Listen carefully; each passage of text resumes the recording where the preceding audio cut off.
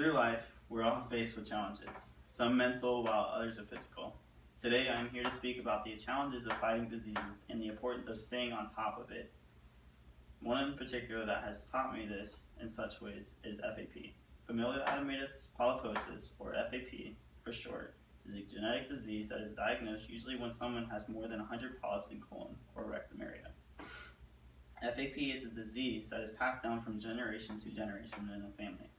The disease is dominant, which means that there are only one APC mutated gene is needed for someone to be born with the disease. An APC gene main purpose is to suppress tumors and other overgrown cells. When the APC gene is mutated, it is unfunctional and the cell growth never stops, which leads to a tumor or collateral polyps. Each time a child is born into a family with the disease, there is a 50% chance of receiving the mutation. There are many symptoms due to the disease, some unharmful while others are dangerous and can lead to death. A few unharmful symptoms include increased number of teeth, delayed emission of teeth, rashes, and boils. Other examples of harmful symptoms are polyps in the colon, bleeding, and cancer.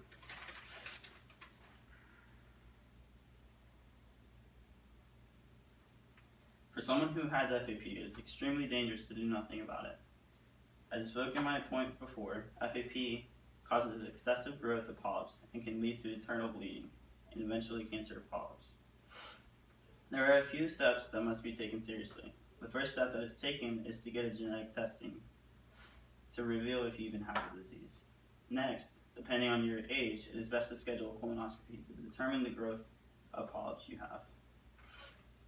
Usually, one does not have any type of endoscopy until the age of 50, but for someone that has the mutation of FAP, it is best to start checkups around the age of 10 to 12, depending on the symptoms.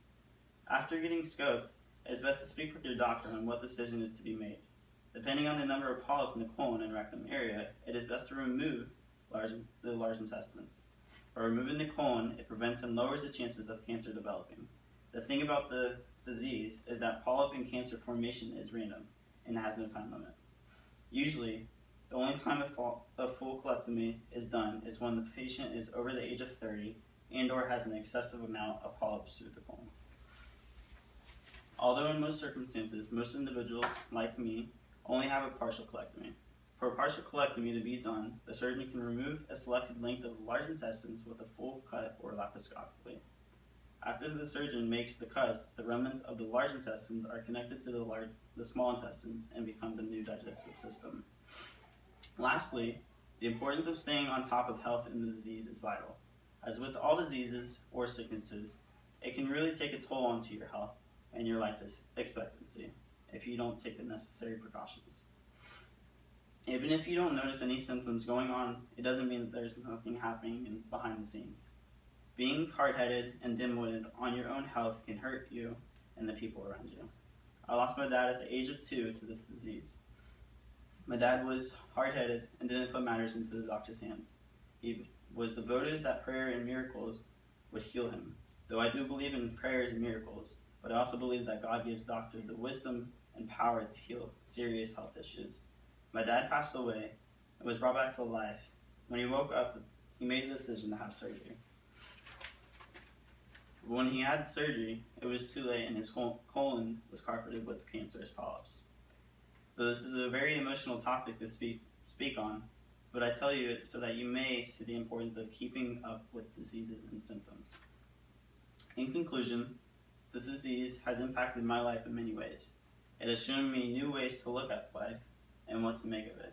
Serious diseases like FAP can take a toll on your life. Through this speech, I've explained the history of FAP, the treatment, and the importance of staying on top of it, so that you may, as an audience, be informed of the seriousness of the disease.